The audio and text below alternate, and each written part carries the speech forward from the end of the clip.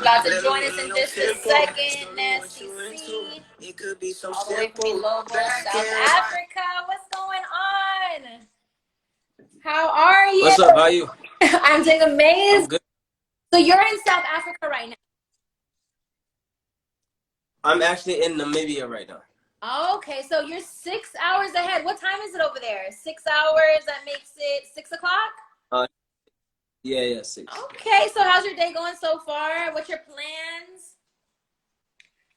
It's going all right. I don't really have plans, just in the house, chilling. Just chilling in the house. So what does a day in the life of Nasty C consist of? It depends. If I'm at home, it's probably like a lot of studio, a lot of Call of Duty, a lot of movies and stuff.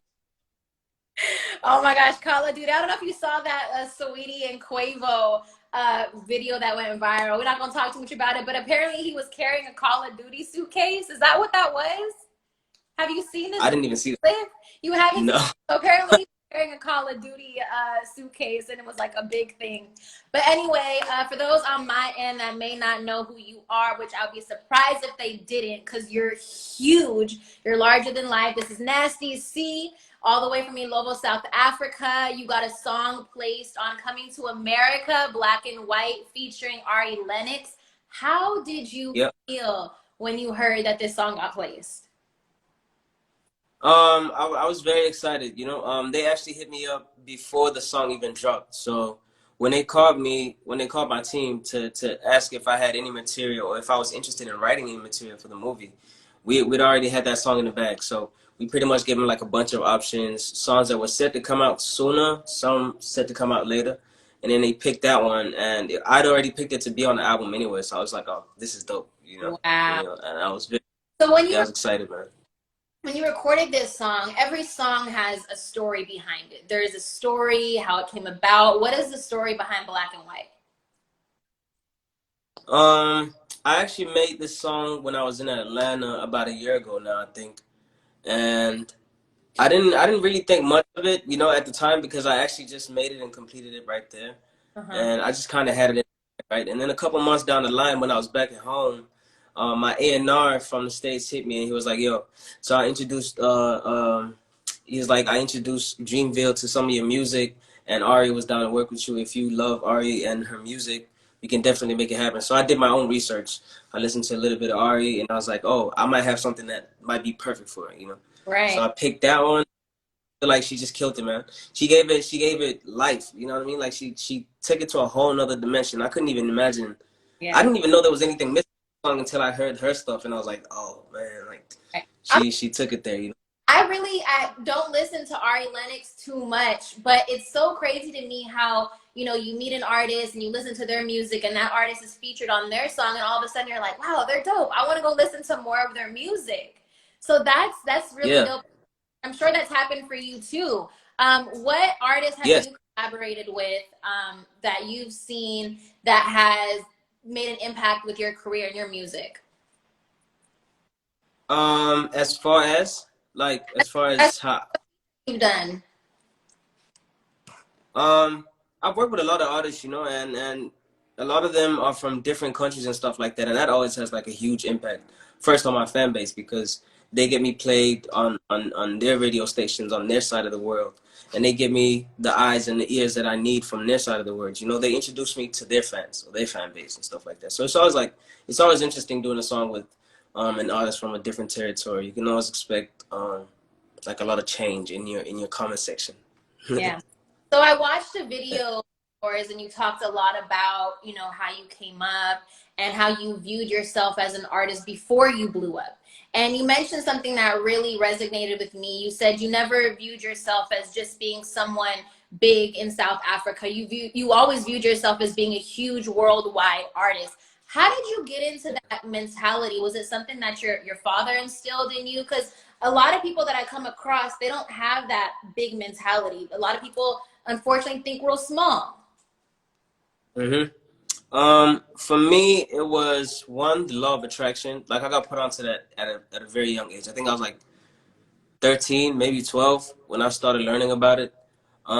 But other than that, it was just like the lack of having stuff, you know, like me not having a lot of the things that I wanted as a kid made me go, the day I get a chance to even get some of this stuff, I want to make sure I get all of it. So Right. like the artists I looked up to were American artists and stuff like that. So I was like, nah, I don't want to just be famous here. I want to be famous where they're famous because they're making the big bucks, you know. Right. They make So real cash money. yeah. What did it feel like when you got that first like big check when you signed your deal and that direct deposit hit? What did that like feel like? Because you mentioned, you didn't come from a lot. Yeah, it was magical, man. It was electric. I say that in one of my songs. I said the first time I hit a million, it felt electric. It definitely did, man. I think I took my boy and I was like, yo, let's go to the mall. I want to go check something out. And Hell he yeah. had no idea like he had no idea what my plan was. So we went there, we did a little bit of shopping, whatever, da da da. And then I just went right to the Rolex store and I picked up a Rolex for myself. I love that. You got your first Rolex with your first meal. That's what I'm talking about. I still need to get my first Rolex. I don't even have a Rolex yet. So I need to get mine. But that's dope. So the money came, the Rolex came, and then the fans. The fans are just going crazy. I watched some of your shows. You toured over 30 plus different countries and states, and you've been all over from everywhere, literally everywhere. What was your favorite place that you toured? Oh no. Oh, the Wi-Fi.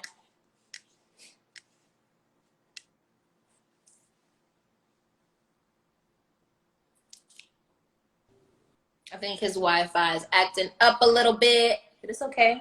Oh, there we are. We're back. There we go. All right, there we back. So yeah, saying, what was I saying? What was your favorite place that you ever toured? Your favorite city?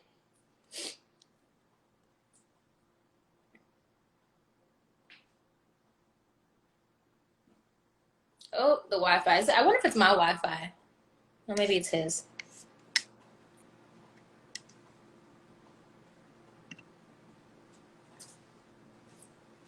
You're gonna wait for him to come back. But in the meantime, y'all, if you have any questions, drop them in the we lost him. Drop them in the comment section. If y'all got any questions, you're gonna wait for him to come back. All right, there he is. Let's see if we can get him back. Hopefully we can. This has been a really dope conversation.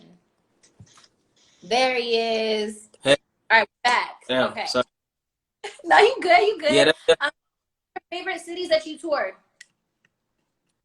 favorite cities that I toured. Um, Berlin, Sydney, LA, Windhoek, and Lagos. So 5. That's dope. Okay, LA. Shout out to LA. I'm born and raised from LA originally. I've been spending a lot of time on the East Coast. So when you mentioned Atlanta and that you're recording in Atlanta, I was like, okay, that's dope. I love Atlanta too. Atlanta's definitely a vibe to, record and make music. Um, Hmm. what are some artists that you wanna collaborate with in the future? Um, Future, Young Thug, Rihanna, Adele. Uh, yeah, that's my list for now. Actually, I don't have any more than that. Maybe Drake. Adele. Definitely Drake. Okay, but Adele, Yeah. that you think big. Like you really think big. And I really like that about you. You think really big. A lot of artists will say, your mainstream artists are on the radio right now, like the baby, little baby. But you think huge, you think international, you think pop, you think really big. What got you interested in Adele's music? Just everything about her music, man. The message behind it, the cadence, the boldness behind it, the honesty behind it. You know, I've always liked people or artists who are able to do that in their music and not have it sound too corny or too serious to listen to. You know, it's still a vibe. You can still listen to it, but it hits. It definitely strikes a chord somewhere. You know what I mean? And I like making those songs every now and then. You know, I feel like sometimes my biggest songs, like in my albums, are those type of songs where I just like talk about some real shit there. And I feel like me and Adele can make some crazy, crazy shit. I can already hear it. I can already hear it. Let's go back a little bit, back into time. We're gonna take you all the way back. What got you interested in even pursuing music? Because, you know, coming where you're from, you know, I heard a lot of what you said, that people are normally afraid to get into music. They're scared, they're nervous, they're shy where you come from.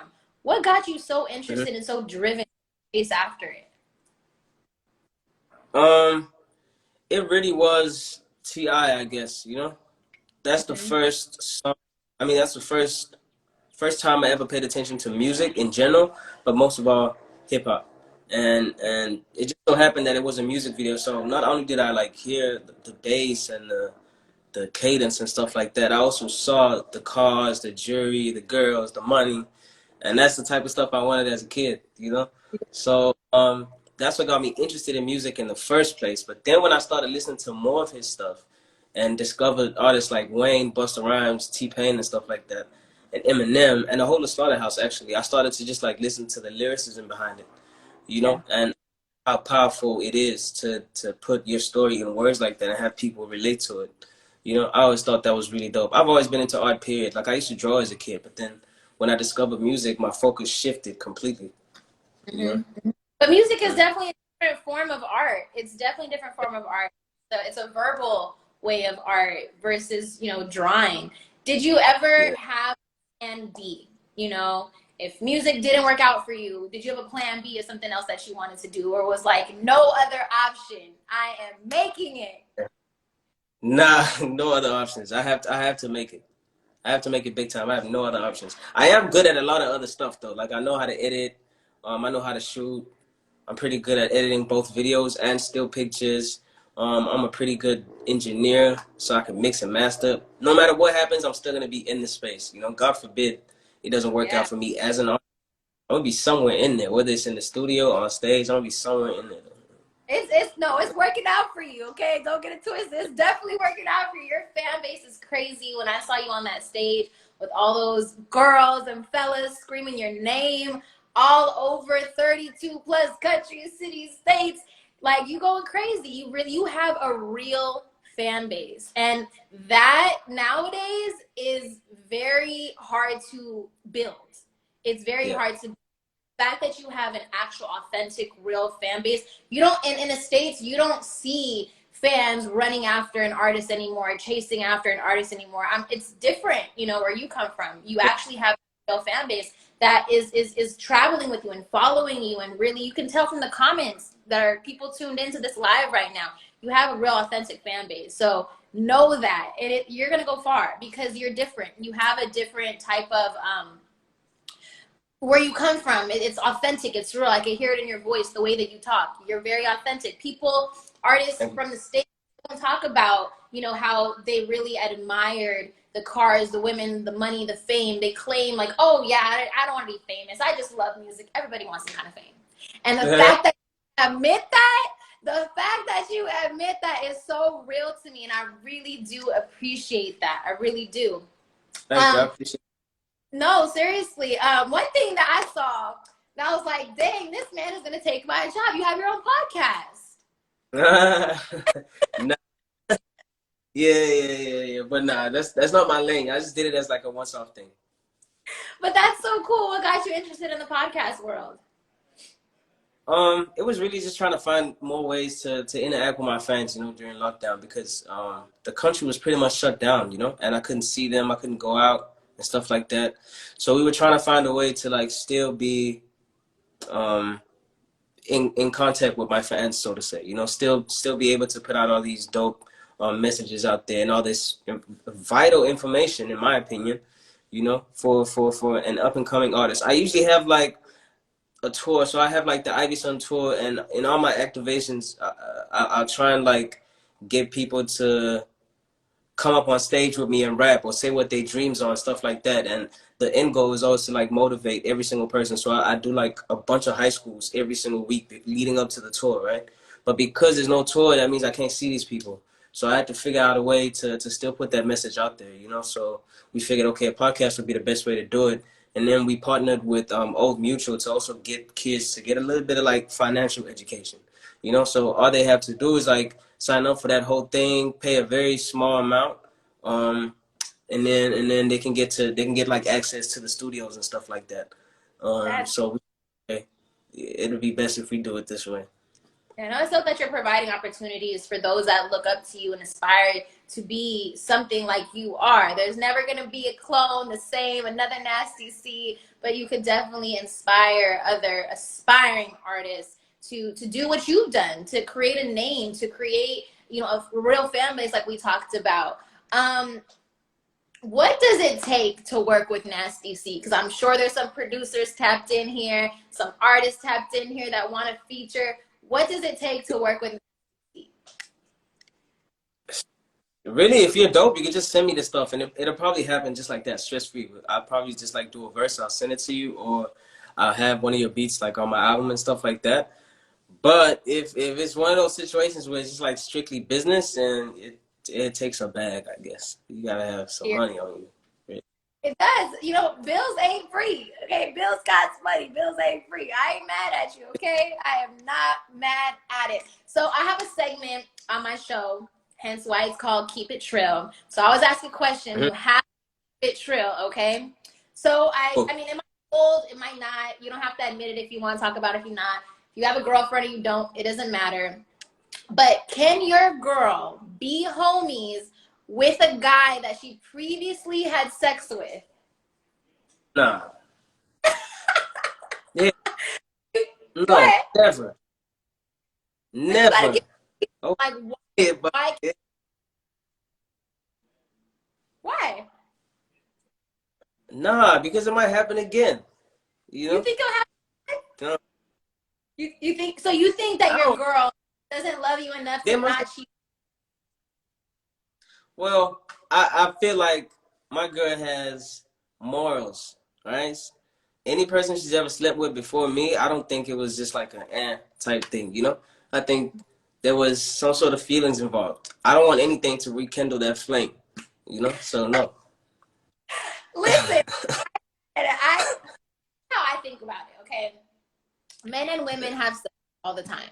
Sex has become something that's so easily accessible these days. People just do it just to do it, and a lot of times it doesn't mean anything. I'm not gonna lie. I've had sex before where it's like, okay, it didn't really mean anything. It happened. I thought the guy was attractive, but I'm gonna keep it all the way trill. There's not always feelings involved, and same goes for men. There's not feelings always involved. So I say that to say that there has been guys that I have had sex with one time, and we're Yeah. cool. We're homies. Like we don't look at each other that way. We don't have no feelings towards each other. It's like that's that, and But do I talk to him on a daily basis?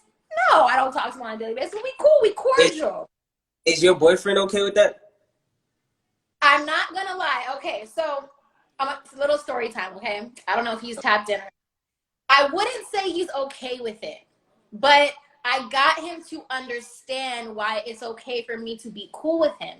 I explained to them it happened one time. It was that, we are in the same industry. He's in radio, I'm in radio. And it just became a very business-like relationship where, I'd call him and ask him advice. Hey, this radio station hit me up. They want to hire me. They want me to come in and audition for it. What do you think? Should I do it? I'm with iHeart now. This other station's really big in LA. What do you think? And he kind of became like a mentor, so to speak. And we just literally forgot about everything that happened. I don't maybe he claims he's cool with it. He's probably not all the way cool with it, but I explained it to him and he's like, well, all right. But he met him. I introduced them. He met him and he's just like, all right. I don't think he's cool with it. I think he's being he's trying to trust you so badly, but I doubt it. He's not cool with it. Hell, But I don't think any. I will admit I do see why people would be uncomfortable with it. But I think that comes with security. Yeah, I guess. I don't know. Next question. Yeah. But every situation's different. Every situation's different. I think, like you said, it depends on how involved you are, how deep the feelings were, But okay. Before we wrap this up, I want to ask you, what do you want your legacy to be before you leave this earth and transfer over? What do you want your legacy to be? I want to be known as a guy that possessed and spread nothing but positive energy. Um, Somebody who did something that was regarded as impossible, especially from where I'm from. Mm. Um, Always gave hope everywhere he went. Someone who was kind, super talented, got very fucking rich. Uh, and yeah, just made history, I guess. Yeah. I love that. I love that. And I love the part that you said about, you know, something that was seemed impossible from where you're from. And you're inspiring so many people based off that documentary that I watched. You're inspiring so many people. You continue to inspire. In the comments, I can see that people look up to you. So keep doing what you're doing. Keep striving. Keep doing your thing because you are going far. You're with one of the biggest labels over here, okay? The biggest labels, and they support you so much. I hit up EP and I was like, let's light up some interviews. He's like, you gotta interview Nasty C. I was like, let's do it. Let's do it. They support you. And that's key for your label to support you. So I fuck with that for real. And what's next? I'm sure the fans are wondering what's next for you. What's going on? I'm dropping a whole lot of music this year. I want to drop about like 3 projects at least. A lot of collabs with a lot of the guys in the States, some guys in Germany, Brazil, England, Japan. So there's a lot of collabs coming out. Um, I'm coming to the States in about 2 weeks or so, something like that. So I hope I Where you get to coming? make a bit more. Say again? Where you in Atlanta? Yeah. Okay, well, we gotta link up. I'm gonna be out here. We gotta link up. I make producers. We gotta get a session in, make some dope music. I don't know if you heard of Ruby Rose, but one of her hits, my producer produced it. So let's get it. For sure, for sure. I definitely make that happen. Definitely. Yeah, let's happen for sure. But listen, it was such a pleasure talking to you.